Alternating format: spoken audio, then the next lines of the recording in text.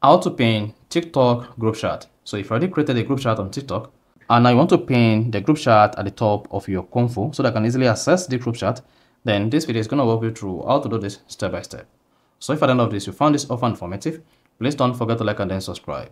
Now to pin TikTok group chat, all you just need to do is go ahead and open the TikTok app on your phone.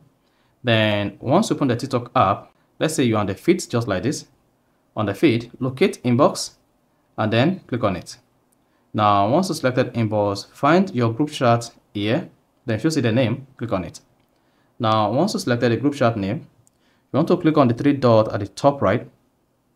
Then here you have share group card invitation, most notifications, then pin to the top.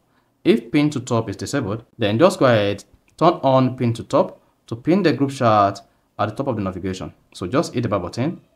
Then you should see the group chat accessible pinned here. So if you click on inbox, then you should see it pinned here. You see that? So that is basically how to pin TikTok group chat. So if you found this offer informative, please don't forget to like and then subscribe.